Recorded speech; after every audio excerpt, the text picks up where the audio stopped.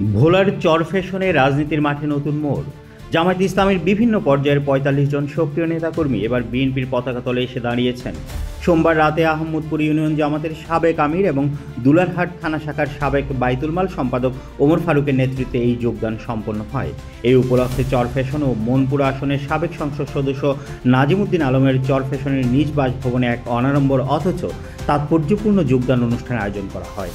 বিএনপিতে নবাগতদের স্বাগত জানিয়ে নাজিমুদ্দিন আলম বলেন, গণতন্ত্রের পক্ষে থাকার অঙ্গীকারে এবং বিএনপির কর্মসূচির প্রতি আস্থাশীল হয়ে জামাতের এই নেতাকর্মীরা আমাদের সঙ্গে যুক্ত হয়েছেন।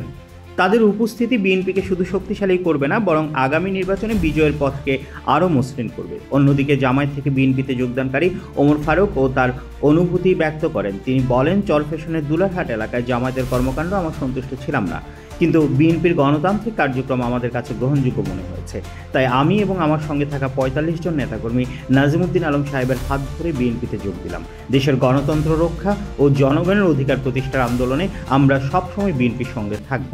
অনুষ্ঠানে আরও উপস্থিত ছিলেন চরফ্যাশন উপজেলার বিএনপির সিনিয়র সহসভাপতি আনম আমিরুল ইসলাম মিন্টিজ, উপজেলা যুবদলের সাবেক সভাপতি আশরাফুর রহমান দীপু, উপজেলা বিএনপির সাধারণ সম্পাদক শহীদুল ইসলাম দুলাল সহ শতাধিক নেতাকর্মী।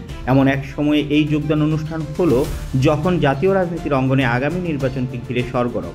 রাজনৈতিক বিশ্লেষকরা মনে করছেন, চরফ্যাশনে জামায়াতের শীর্ষ পর্যায়ের একসঙ্গে এত সংখ্যক নেতাকর্মী বিএনপিতে যোগদান নিঃসন্দেহে বিএনপির জন্য বড় প্রাপ্তি। একই সঙ্গে এটি স্থানীয় রাজনৈতিক সমীকরণেও গুরুত্বপূর্ণ প্রভাব ফেলবে। চরফ্যাশনের রাজনীতির মাঠে তাই এখন নতুন আলোচনার কেন্দ্রবিন্দু। এই যোগদান কি শুধু বিএনপিকে শক্তিশালী করবে, নাকি বদলে দিবে পুরো ভোলার রাজনৈতিক চিত্রপট? সুমন সালাউদ্দিন, ডেস্ক নিউজ, সাফা টিভি বাংলা।